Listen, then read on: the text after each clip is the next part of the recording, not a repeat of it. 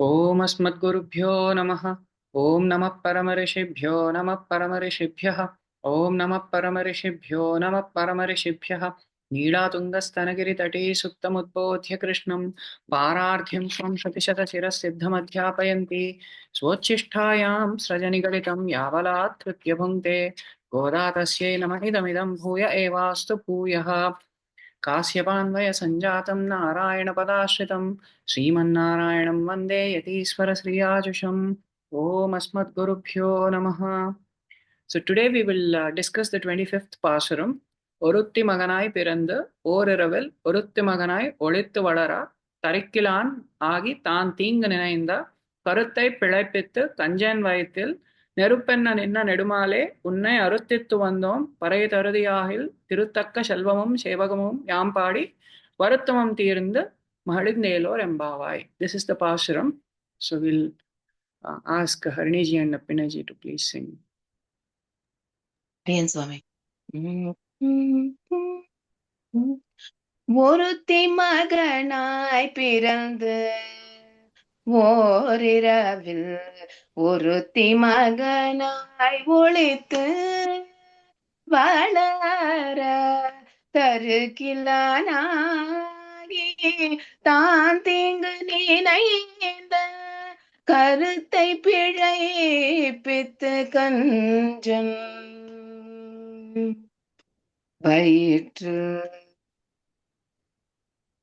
கஞ்சன் வயிற்றில் நெருப்பென நின்ற நெடுமாலே உன்னை அறுத்தித்து வந்தோம் பறை தருதியாகில் திருத்தக்க செல்வமும் சேவகமும் யாம் பாடி திருத்தக்க செல்வமும் சேவகமும் யாம் பாடி வருத்தமும் தீர்ந்து மகிழ்ந்தேலோ ரெம்பாவாய்.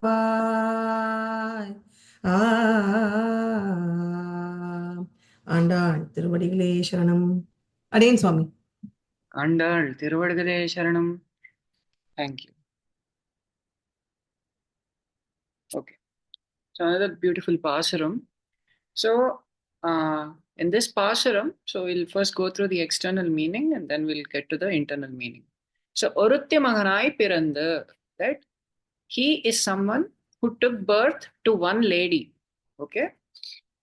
That is Devaki. Oruravil orutti maganai olittu valara. In one night itself, Krishna, he transferred himself to another lady. And then he started growing there in secret. Olittu valara. That means he started growing in secret there. Oruravil, overnight, this he who was born as this child, right? He was transferred to another place and he was being raised in secret, incognito. Tarikkilan agi taan thinga ninainda karuttai pilaipittu. Now, Tarikkilan agi. So when Kamsa came to know of this, that, Krishna was transferred from this place to some other place, he became very intolerant. Okay. So he couldn't tolerate. Tarikkilan agi taan thinga ninainda. So what did he do? He contemplated to do evil. Thinga means evil. So he was trying to think, he was planning so much evil activities, right? Karuttai pilaipittu. What did Krishna do? He reversed the plan of Kamsa. Okay. Whatever the idea Kamsa came up with, that plan was reversed by Krishna. Kanjan vayithil neruppenna ninna nedumale. So Kanjan, Kanjan vayithil means in the heart of that Kamsa, in the stomach of that Kamsa, neruppenna ninna. He existed as the fire, right? Nedumale. Who is this person? He who has a lot of infatuation for his devotees, for his refugees, those who have taken shelter of him. He has a lot of love for them. For their sake, whatever suffering was there in their heart, that suffering he transferred from their heart to the heart of Kamsa. So he had to go through that heartburn. Okay. They were going through a pain that this Kamsa is going to cause so much bad to Krishna. When Krishna came to Mathura, the citizens of Mathura were so much agitated that, Kamsa is subjecting Krishna to so much torture, right? Krishna could feel the pain that they were going through in their heart, and he transferred that pain to the heart of Kamsa. Unnai aruttittu vandom. Now, They are telling to the gopis, Andal, along with the gopis, she's petitioning to Krishna here that we came to request you, right? You have gone through so much already, right? You have taken the pain of taking a birth here, growing in secret, and all of that.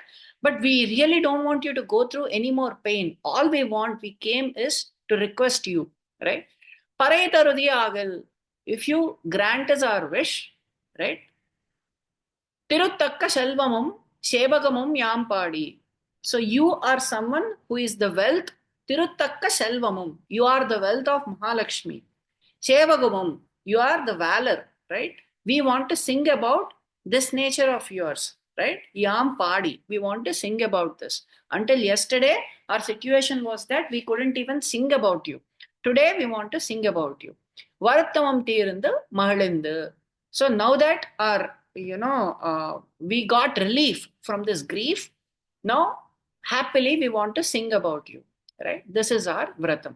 In other words, today, the Gopikas are trying to meditate upon two things. The fact that Krishna has taken birth, right? This is a very important thing, right? That someone who has no birth has taken birth, right? This is the thing that they were meditating upon today. Not just that, the amount of pain he went through while taking birth, right? After taking birth in this world. They were meditating upon all of that and all the torture that Kamsa had caused to him.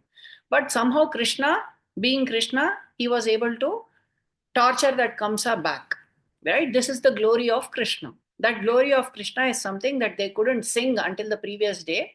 Now that they got official permission from their parents, they were able to sing. So they are expressing that happiness. This is the external meaning of the Pasuram. Right? Now we will go through some of the internal anubhavams our Purvacharyas have graced us with. Okay? Pirandu, orutti maganai pirandu. Pirandu means taking birth. Right? The Vedam says, ajayamano bahudha vijayate. That he who has no birth has taken birth. Right? Here it is very interesting that Andal, here she wants to really feel what birth means. So she is not using the word appeared. Generally, Maharshis, they are used to using the word appeared, right? Avirbhutam Mahatmana, says Parashara Maharshi in Vishnu Puranam, right? When the context of Krishna's birth, he says Avirbhutam Mahatmana, that, Lord has appeared. But here, Andal does not want to say appeared. She feels birth, he is born, is a more powerful way of saying. Right? Sometimes people try to compare, the birth of Mahalakshmi and birth of Perumal and say that, Mahalakshmi's birth is better than Perumal because she doesn't take birth, but whereas Perumal has to take birth. So therefore he is inferior. In this way, sometimes we are told. But that is not true according to the opinion of Mahalakshmi herself, right? Because she is feeling that his taking birth is actually significant. That is what makes him the supreme, right?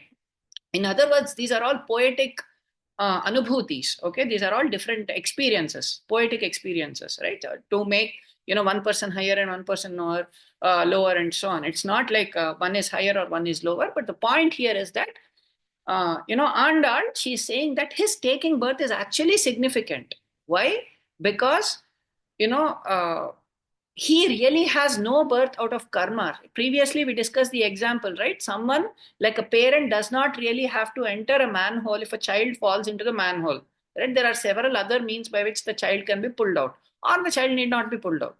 But the parent who has love, what do? Even if they are wearing the best of the dresses, they are about to go to the party or something and they put on a very expensive dress, new dress, they will not say, I have a very nice dress, I'll change the dress and come. With that same dress, they'll get into the manhole immediately because they want to save the child, right? That is the most important thing. The most important thing for them is to not change their dress. Most important thing is to protect the child. That is the Vatsalyam with which Krishna repeatedly comes. And not once, he takes birth many, many times. What is so significant about his taking birth? For the sake of all of us, he has to go through Garbhavasam, right? He doesn't, Garbhavasam is a very painful thing. In fact, birth, death, old age, disease, these things are Janma, Mrityu, Jara, Vyadhi. These four things are repeatedly criticized in scriptures. Janma is a painful thing. Most of us don't remember, fortunately, how Janma looks like.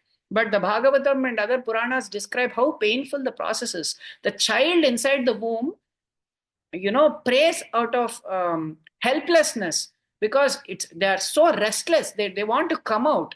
They are placed in their own fluids, and it is very suffocating for them. They cannot even move their hands and legs fully, right? In a very helpless condition, they pray very intensely to Perumal to bring them out. And then they will say, I'll pray to you after I come out. But then after they come out, a certain Vayu called Shatha, it takes over them. And they forget this memory of they praying to Perumal.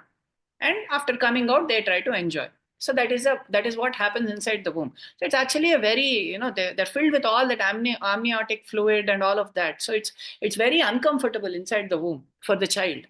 But now imagine Paramatma doing that. And he had a choice. He could have actually appeared through a pillar, just like he did in Narasimha Avatara. He could have appeared out of thin air, just like he came to save Gajendra or Draupadi. In some of the avatars, right? He came out of thin air. Sometimes he appeared out of water, just like Kurma Avatara. So in this way, he could have taken simpler words. But here he did not choose to do so. Why? Orutti, for the sake of a certain person. For the sake of a certain person. What is that person? Who is that lady? One lady, a peerless lady. She is actually peerless. Why? The Veda says, Ekameva Advitiyam Brahma. Paramatma is peerless. There is nobody who matches him. Right? Natat samaschabhyadikascha drishyate, says the Upanishad. Svetasvatara Upanishad says that there is no one equal to or greater than him. Krishna says the same thing in Bhagavad Gita also. That matta parataram nanyat kinchidasti dhananjaya. There is nobody superior to me. I am the highest, he says. So in this way, there is nobody seen equal to or greater than him. Such an advitiyam person, such a peerless person has actually taken birth in the womb of a certain lady as the same Supreme Narayana. Now, the difference between Kausalya Devi and Devaki Devi is that for Kausalya also Ramachandra appeared. But when Ramachandra appeared, he appeared like a human. But when Krishna appeared, he appeared like Narayana. When he came out along with his Shankha Chakra, Gada and all the instruments with his full glow as Narayana. A baby Narayana came out. Now imagine how much the glory of Devaki is. So therefore, she is a peerless lady. So this is such a glorious thing about him. What is another glorious thing about him? He is someone who is the owner of all the universes. He is someone who is present everywhere. So for him, there is no limitation of size or shape or form and so on. Such a person has limited himself in a certain shape, in a certain size, inside the womb of a mother for the sake of this lady, because this lady prayed to Paramatma, right? She prayed that Paramatma appear as the child. Therefore, for her, Paramatma appeared exactly as Paramatma and as a child. And he told her, Saphalam Devi Sanjatam Jato Yasya Tavodara. He said that, see, I gave you a promise, O Devi, now I have appeared. So for the third time, I have fulfilled this promise. So previously, for Aditi and Kashyapa, he was born once as Vamana. Then as Prishni Garbha, he was born for the second time, for Sutapa and Prishni. For the third time, he was born for Vasudeva and Devaki. Right? In this way, 3 times they asked for the Supreme Lord to take birth, and he had taken birth the 3 times. So the promise that he gave, he fulfilled. So he was trying to establish that to her. So that is the glory of, Paramatma, right? And another important thing about his birth is, our birth in this world distances us from him. But his birth in this world makes us closer to him. This is the difference between his birth and our birth, right? When we take birth in this world, why do we take birth? We take birth because of karma. The more we have that karma, the more we take birth in this world, we distance ourselves away and away from him, because that is the nature of samsara. That is the nature of earth. Therefore, great devatas and maharshis and all these things, they don't want to touch this earth, because the nature of earth is that, even Nammalvar says, the nature of this is that it is contaminating. It will contaminate your consciousness the moment you touch it. So therefore, they don't want to appear here. But, we are repeatedly appearing in this world. When we say earth, not that Bhumi Devi, it's just in samsaram, right? The nature of samsaram is that it is contaminating. It distances us from God. But when God appears, when God takes birth in samsaram, he takes birth so that he can come closer to us, so that he can perform all his activities and become accessible to us. So that is significant about him. Now, let us come back to this orutti, this one lady, right? It is very interesting that she said orutti maganai. Why did she say orutti maganai, one lady? Because she said one lady, he took birth, and then overnight he transferred to the womb of another, he transferred himself as a child of another lady, she said orutti maganai. Son. He was born as the son of one lady, but overnight he became the son of another lady. Why did she say that? Maybe out of fear of Kamsa. That, the mood of Alvars is always that, Alvar says, Attattil Pattanal, that, he is born in the 10th star from Hasta. Why did he say that? Similarly, even, Shuka Maharshi in Bhagavata Purana also says he is born, in the 10th star from Shravana Nakshatram. Why do they say like this? Because they want to give the benefit of doubt whether it's 10 before or 10 after, right? They don't want to declare very clearly to the world that Krishna is born in this particular star, or Krishna has transferred to such and such person. He is born to this lady and he has transferred himself to this lady. So they don't want to give out the indication out of fear of Kamsa, right? Kamsa has already gone. But the mood of these gopis and the mood of these alvars is that there is that fear that is lurking behind in their heart, because they are absorbed in the mood in those days, right? So therefore she is saying, orutti, one lady. And the other reason is because she is a great lady, she is someone who has given birth to the Supreme Lord himself. Who is this Devaki? Sa Devaki Sarva Jagan Nivasa Nivasa Bhuta, says the Puranam.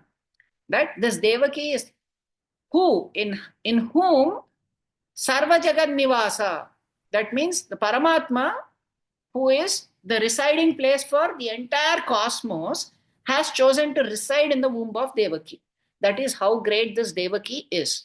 So, inside the womb of such Devaki, she is so great. Generally, out of respect, such great people's names are not addressed. For instance, when Manavada Mamuni, sometimes when he wants to refer to Vedanta Desikan and so on, they use the word Abhyuktar. Abhyuktar said this. This way, respectable one said like that. When they say respectable, in other words, they want to, use those respectable terms. So, Orutti, that respectable lady whose name we don't want to utter because she is so great. Who are we to utter her name? In this way, there is a certain feeling of, overwhelming joy and also fear and also, respect in Andal when she is trying to say this. And because she prayed, Paramatma did not even hesitate to do Garbhavasam. Paramatma has no Garbhavasam. Garbhavasam is a function of karma. For those who have karma, they have to go through Garbhavasam. But Paramatma has no karma. There's no karma out of which he is taking birth. But he did not hesitate because of the request of her. Who is this Devaki? Devaki means Kai Gai Shabde, right? Means Ki means one who calls. Devaki means one who calls Deva. Devaki means one who calls Paramatma. Who is Devaki? Devaki is the wife of Vasudeva. Wife of Vasudeva means, wife means buddhi, right? The, wife is generally buddhi, okay?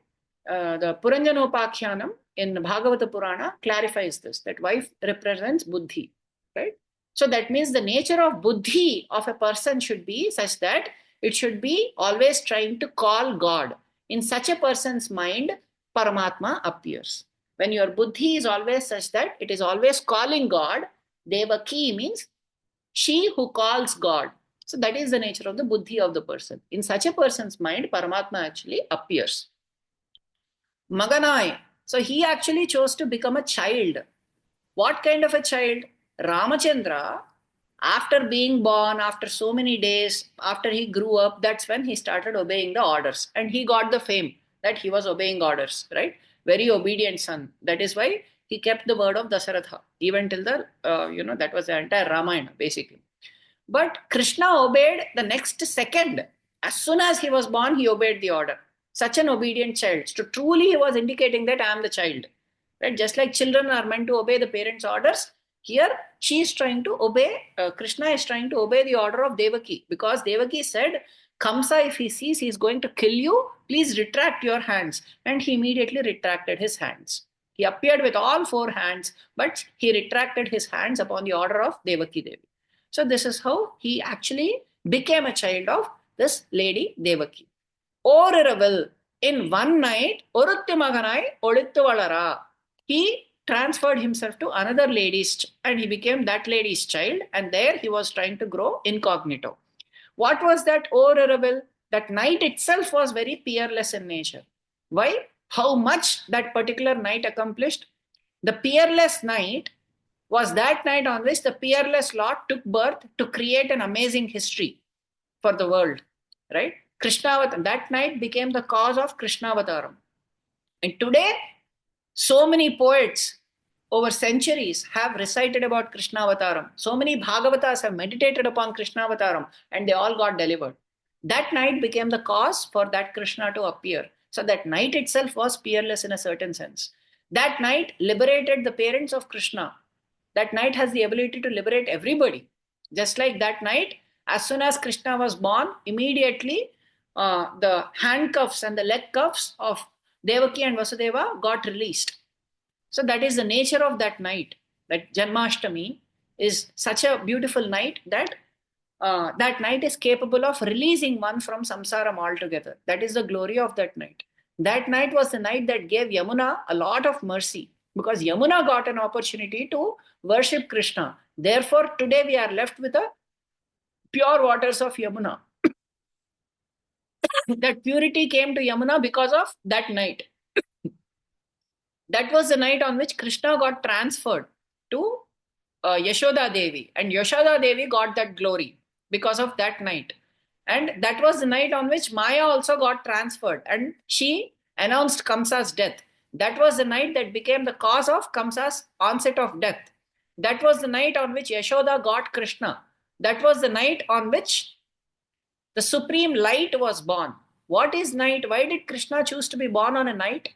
Because night represents darkness or ignorance.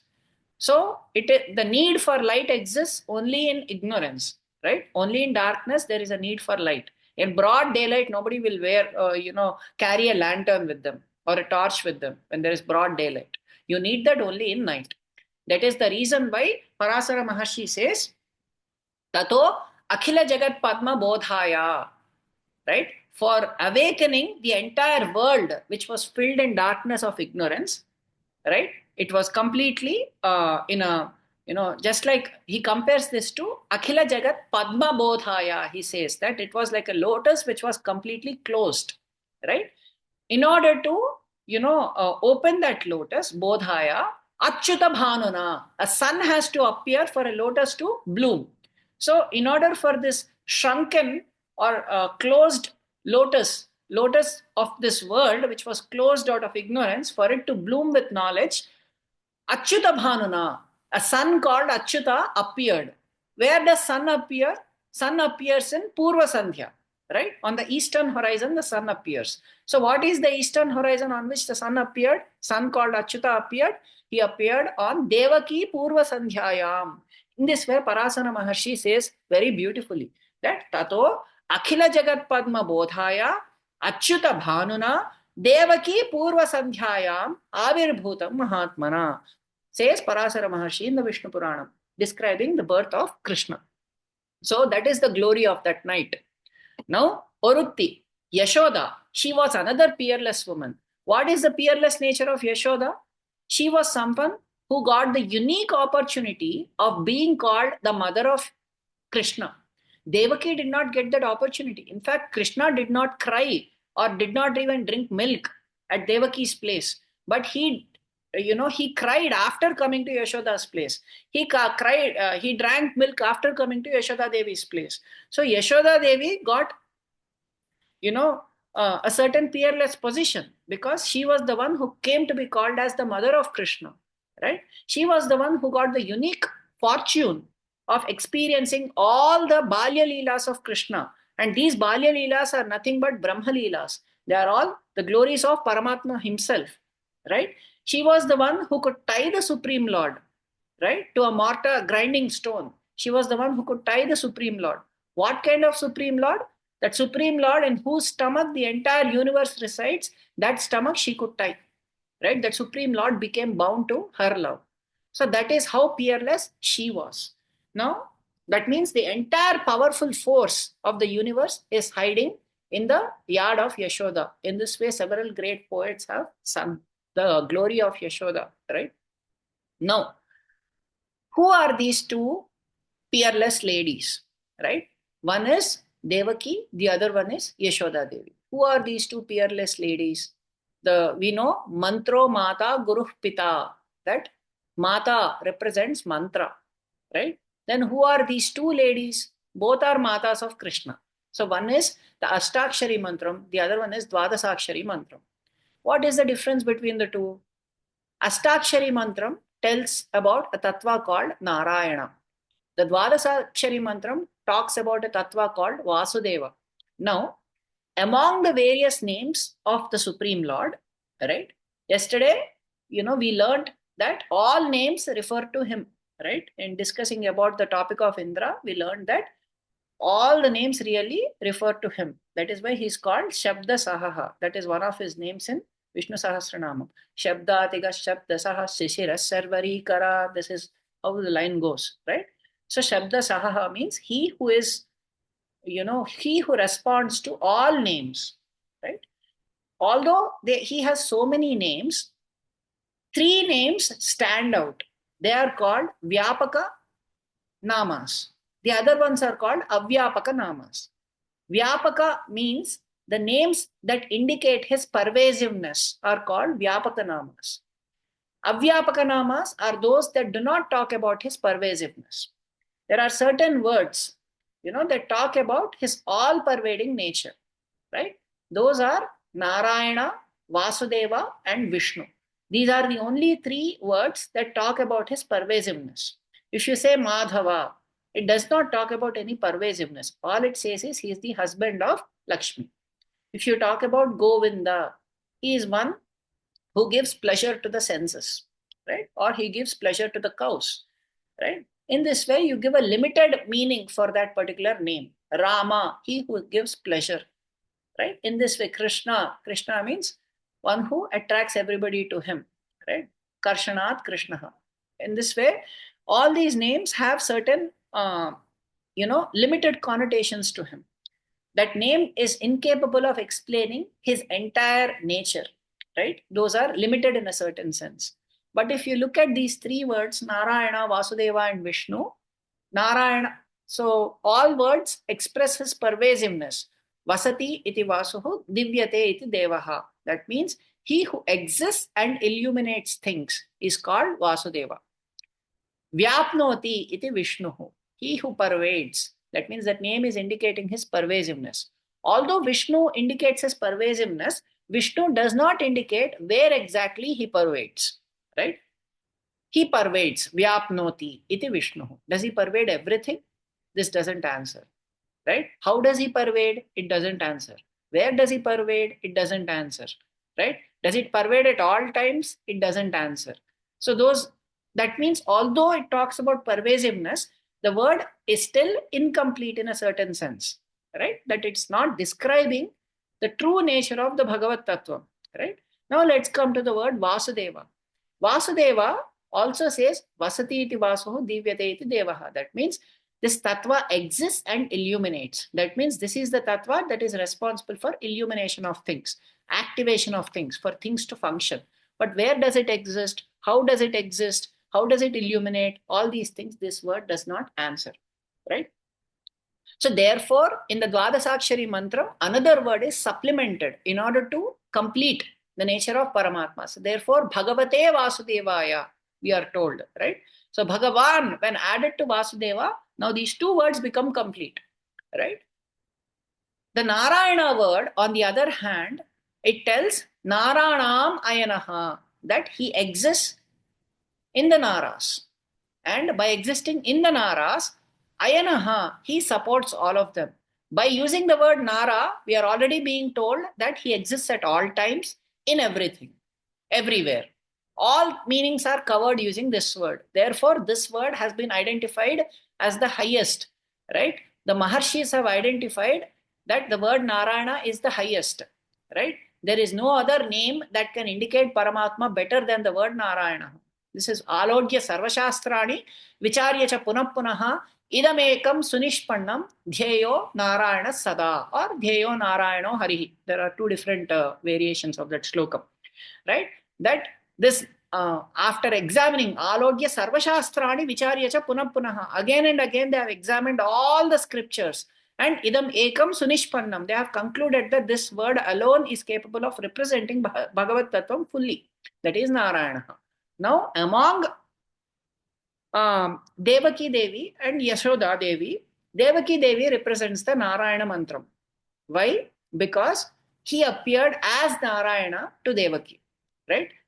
When he appeared as a son of Devaki, he appeared in his full glory as Narayana. On the other hand, when he appeared as a son of Yashoda, he had to hide his glory to a certain extent. He still displayed so many unimaginable feats, but he couldn't convey that he was a supreme lord until a very long time, until he came back to Mathura. He couldn't declare that, right? He was trying to hide, he was trying to grow in secret. So therefore, the Vasudeva Dvadasakshari mantram is Yashoda, and Narayana Ashtakshari mantram is this Devaki Devi. This is another beautiful explanation our Purvacharyas have provided. Now, what does it mean that he is growing in secret? Paramatma, he can actually be present physically in front of us, but he is not present like that. Why? Because we are all in a very mad state. When there is a mad person who is having the stone, with that stone, that person can destroy themselves. They can also destroy everybody else around them. So in front of such a person, nobody will dare to go in front of the person. To control that person, you have to somehow go behind. Just like, if the mad child walks away from the house with a stone, the mother might run behind him. The mother does not dare to come in front of him because he is mad, he can even hit the mother. Then, nothing can be done. So, but she still has to protect the child, and she has to protect everybody else also. Because if this child hurts anybody else, then everybody will, kill the child, and they will also blame the mother. So therefore, the mother has to remain behind, hiding behind the child, and somehow try to control him from behind, right? If he's about to hit, at that time, she has to control him, divert him, move his hand, catch hold of his hand. In this way, she has to divert. Similarly, we are all, when we are present in Prakriti, all the jivas are in a state of madness because we don't know our true identity, right? Our true identity is that we belong to Paramatma, that everything is meant for his enjoyment. This fact we forget when we are in Prakriti. We think that everything is meant for my enjoyment. For the sake of our enjoyment, we are willing to go to any extent. That is the extent to which people become mad in this world, right? In case of such people, Paramatma cannot dare to come in front because that will be hurting to the jiva, that will be hurting to the Paramatma also. It might result in a bad outcome. Finally, the jiva might distance from Paramatma even more as a result of that. Therefore, Paramatma hides very cleverly inside the hearts of all jivas. And from being within, he controls everybody. So that is the meaning of he growing in secret. He still remains in the heart, but secretly he keeps growing there. And there he tries to control the jivas by being within. And another important thing is that, he hides. Here also he was trying to grow in secret, right? In this particular incident too, when he was going to Gokula, there he grew in secret. He grew in secret to such an extent that when Putana came to kill Krishna, Yashoda became so much overcautious that anytime, even if Devatas came or somebody else came, very great people came, Maharshis came, they wanted to take darshana of Krishna, she did not allow anybody, apparently. She, because she was so afraid, she became so possessive and protective of Krishna that she did not allow anybody into the house. But Krishna himself would go out, that's a different story. But, she never allowed anybody inside. So in this way, the mantra is also something that holds the tattva present in that mantra in a very secretive way. In other words, the full glory of the tattva will not be known. When someone, reads that mantra or hears that mantra for the first time, it only appears like, oh, there is just Omkara, there is a word and there is Namaha, that's it. There's nothing inside it. In this way it appears. But only when one meditates on it for a long time, then one understands the power of that mantra, how much that mantra is capable of giving the person, right? The extent to which one does upasana of that mantra, to that extent they can realize the glories of that mantra. So this is another secret present in this. Tarikkilanagi tan tinganinayinda. Now, karuttai pidaipittu. So here, Krishna is said to have reversed the plan of Kamsa. What was the plan of Kamsa? He was trying to kill Krishna. How was he trying to kill Krishna? He wanted to call Krishna to Mathura, and then he wanted to engage him in a fight, apparently, with, these wrestlers, Mushtika and Chanura and so on. And he wanted to declare to everybody that, this child, accidentally this child died in this particular, it's such a tragedy that this child died. In this way, he wanted to shed some fake tears and get everybody's sympathy and finally get rid of Krishna. That was his plan. What did Krishna do? Just like Kamsa planned, Krishna completely yielded to that plan. He actually came to Mathura, and then as he was fighting with those people, Kamsa wanted to project to everybody that Krishna accidentally died in that fight. But Krishna accidentally killed Mustika and Chanura. And then he dragged Kamsa. He killed Kamsa too. And then he shed those tears, thinking that his uncle had died. Right? In this way, he reversed the plan of Kamsa. And what was the nature of this Kamsa? After hearing from Narada that Krishna was actually present and he's actually growing somewhere, he became so intolerant. And his intent was bad. This is one important thing, right? Tam tinganinayinda. One shouldn't intend evil. This is very, very important. Even if we externally perform bad actions once or twice, God will be forgiving in nature because it's a one-time occurrence. It can happen to anybody, right? That's what Sita Devi told Hanuma. Papanam va, shubhanam va, vadarhanam plavangama, karyam karunamaryena na kaschinna aparadhati. Right? Who doesn't make a mistake? Forgive them. This is the nature of Mahalakshmi. So therefore, Krishna forgives. If we make one or two mistakes once, accidentally it happens, he forgives. But if we constantly keep thinking evil, right? Accidentally we scolded somebody, Krishna forgives. Accidentally we hit somebody, Krishna forgives. Because in a fit of rage, we just did it. But that's not our true intent. In that moment, we felt that we just did it. So Narayana doesn't remember such things. In fact, he, as Rama also, he forgives. He doesn't remember all the aparadhas committed by people, right? Katham chet upakarena krite nekena tushyati nasmarati apakaranam shatamapi atmavattaya. This is a beautiful verse in Ramayana, right? Katham chet upakarena krite nekena tushyati. Even if one, katham chet, somehow or the other, not even intending to do good, if you accidentally do good also, krite nekena tushyati, he becomes so happy and he glorifies that this particular person, he did this thing for me, right? If we were not intending to circumambulate a temple, but just, someone was chasing us, we were playing out, and someone was chasing us and we ran around the temple. Paramatma thinks this person has circumambulated around me. Right? That is a glory of Paramatma.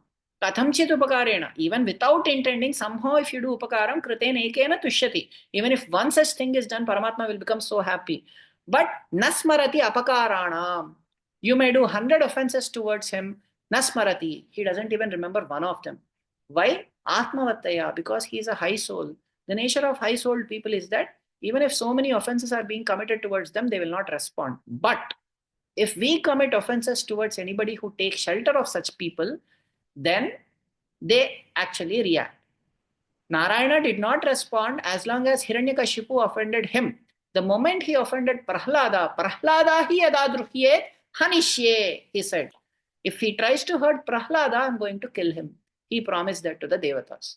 So when someone hurt someone related to them, similarly, Krishna also did not feel, as long as, Duryodhana and so on, how they treated Krishna didn't matter. But when they tried to hurt Draupadi, when they tried to hurt the Pandavas, that's when Krishna could not tolerate. So that is the nature of Paramatma. So here too, as long as one does, these apacharams, some sort of apacharams, Paramatma is okay. But when the intent is bad, when we are breeding evil in our heart, that is what hurts Paramatma the most. Then what will happen? He actually eliminates us. How? Kamsa's nature. Who is this Kamsa, right? This Kamsa is nothing but the ahankara that we have, a false ahankara that this body is everything. What is the nature of this ahankara? It doesn't let us accept that God exists. because that will hurt our enjoyment program, right? We want to enjoy with this body, right? As much as we want. And when I say enjoyment, people try to go to any extent of sinful life. They commit so many sins in the name of enjoyment, right? People go for gambling, people go for, drinking, eating meat, and so many things they want to do. And that's it, they just want to enjoy, right? But they are generally atheistic. When, such people, they try to be very atheistic. They will not accept God. They'll say all this is trash, this is for sentimentalists. Why are they doing it? They are doing it out of fear. The moment they accept God, they are afraid that that God is going to punish their enjoyment program. They know internally that God exists. In fact, they believe in God much more than so-called theist believes in God. Because of that fear, they cannot accept that there is a supreme reality. So they commit lot of apacharams towards Bhagavan and Bhagavatas, right? Such atheistic people. So all of those are the enemies sent by Kamsa, right? So Krishna reverses the plan. If there is some ahankara like this that somebody has, then that ahankara he destroys. Similarly, even if someone accidentally he does these things, intentionally he does this evil cultivation, Paramatma actually kills such people. He actually destroys such people because their intent is not to change, right? Their intent is very strong in an evil way. This evil intent is what we should give up if we have it. That is something that Paramatma cannot tolerate. In the case of all the demons he killed, yesterday, Abhishek Swami asked, right, what is the difference? The difference is this. If someone maintains that evil intent till the last moment, then such people Paramatma will not forgive. But if that is a one-time mistake, 2 times mistake, 10 times mistake also, Paramatma will not remember because that's not a deep feeling of heart. Okay. On the other hand, Paramatma's protective nature is such that even without truly meaning, if we say once, please protect me, he's more than willing to protect us. Right? This is just contrasting nature of Paramatma. That as far as offenses are concerned, as long as those offenses are external offenses, Paramatma doesn't care much. Right? He might give little punishment if we keep repeating it so many times. But as long as that's not a deep feeling of heart, he doesn't worry too much. But if that something becomes, a deep samskara in the heart, he has to act to undo that samskara from the jiva. So therefore, he will act, right? So that is the point that we are being told here. Now, there is an interesting slokam, right, in relation to this in the Vedam. Asanneva sa bhavati asad brahmeti veda chet. Asti brahmeti chet veda santamenam tato viduriti. In this way, the Upanishad, Taittiriya Upanishad, has a beautiful line. Asanneva sabhavati. He becomes non-existent. Asat brahmeti veda chet. He who does not accept Paramatma, he himself becomes non-existent. This is what Kamsa's nature is, right? Kamsa or Ahankara, it doesn't let us accept Paramatma, right? Then Asad brahmeti veda chet asanneva sabhavati. Then he himself becomes non-existent, right? That's what Vedam is saying there. So that is a very interesting observation, right? So that is what will happen to such people who do not accept the existence of Paramatma. They themselves will become inexistent, non-existent. In other words, even if they exist, their existence has no value. It's like a useless laptop lying in our house. If someone says, do you have a laptop? And if that laptop is not working, what will you say? You'll say, I don't have a laptop. Because even if that laptop is there, it has no use, right? If you have a washing machine lying and that washing machine is not working, then you may go to somebody else's house carrying your clothes. They'll ask you, why have you come? You'll say, I don't have a washing machine, I want to wash. You actually have one, but it is not working. Similarly, even if the jiva so-called lives a life, as long as he is not living that life subordinate to Paramatma, he is as good as not living, right? Asanneva sabhavati. Because he is not accepting Paramatma, therefore he himself becomes non-existent, right? But on the other hand, asti brahmeti chet veda, he who accepts Paramatma, santamenam tato viduhu, such people actually become existent. Because now you are like a pen which is useful to write, unlike a pen that is not useful to write. You are like a laptop which is useful to type, right? So that is the meaning here. Kanjanvayathil neruppenna ninna nedumale. Now, here, Andal is talking about the nature of these refugees. The people of Mathura, they were so afraid what this Krishna, what Kamsa will do to Krishna, right? So that suffering that they were going through in their heart, the heartburn that they were going through, Krishna actually observed it. He had transferred that pain that they had into the heart of Kamsa, and he killed Kamsa himself, right? So that is the point that they are talking about here. Now, there's an interesting question that is asked. What is the fire that Hanuman used to burn Lanka? It is the fire of Sita Devi's lamentation. That is the fire. The Shokagni of Sita is what he used to burn Lanka. In other words, when there is an Ashrita and the Ashrita is suffering, then the Ashraya or the person who is giving that shelter cannot tolerate the sufferings of Ashritas. So that suffering they try to remove, right? The root cause of the suffering is what they try to remove. Similarly, why did Krishna cause the Mahabharata war to happen? Because it was Draupadi's Shokagni that he was trying to use. With that Shokagni, he destroyed everybody in the war.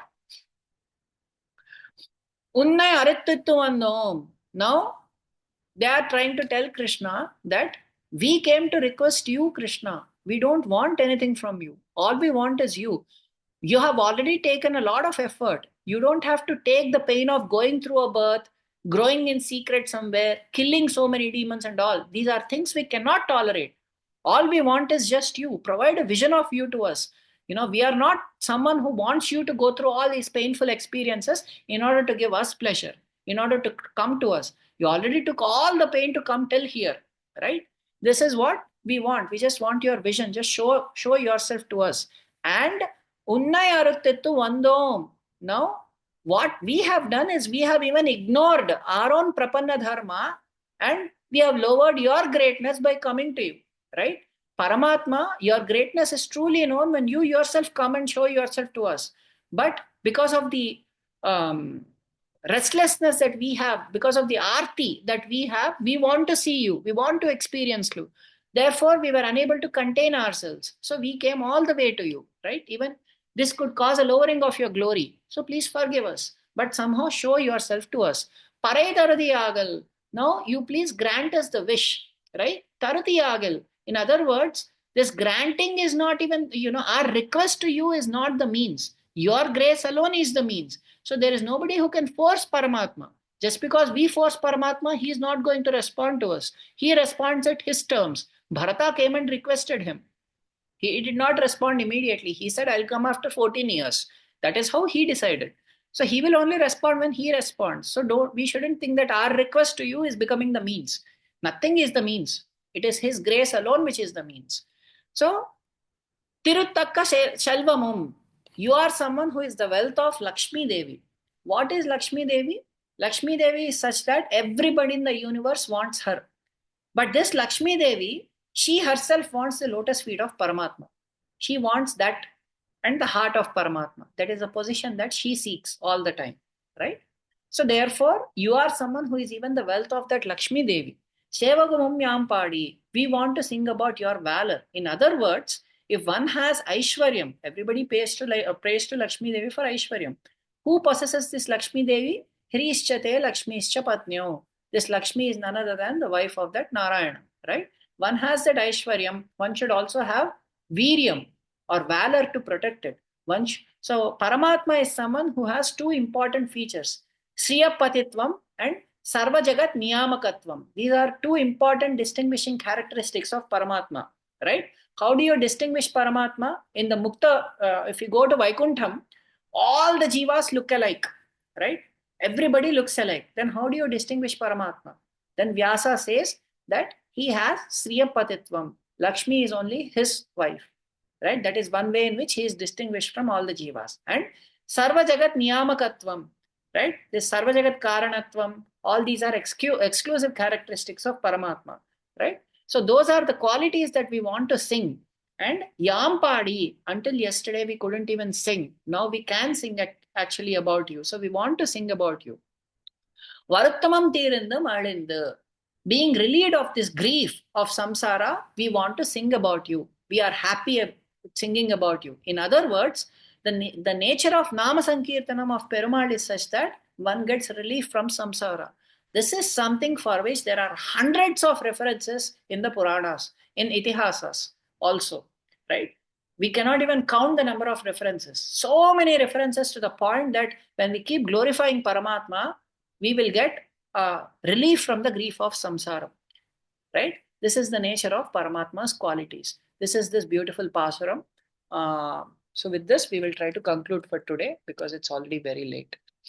Andal Emperumanar Jiyar Thirudigale Sharanam Jai Sriman Narayan. Quickly see if anybody wants to share anything.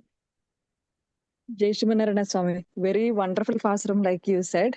And today, as you were saying, like the meaning of the Pasuram, I was just reflecting on the unconditional love of Paramatma. Like there is conditional love, there is unconditional love. Like I mean, like when we have like relations, like kids, parents, or anybody, when I listen to all this, I feel like our love comes with so many conditions.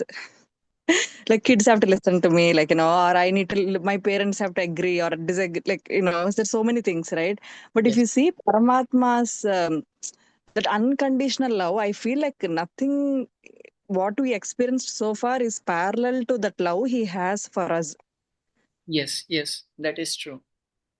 He Yeah, has very patience, wonderful. infinite patience. Yes. Yes, I think that was a key takeaway for me for today is just reflecting on his unconditional love, and hopefully, like at some point, even if I can replicate that point, not 1% of his unconditional love in my life, I think it will just create so much peace. Like if everybody can see the Paramatma on each other in this world of chaos, right? I think then it will just create a better community, a better society for everybody. Yes, absolutely.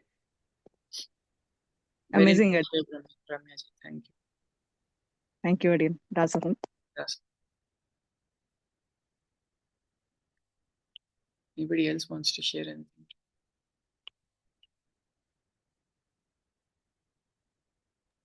Swami, since it's really late, Yes. I thought like to add to Ramya ji's comments, we are only halfway through getting rid of our ahankara. Right.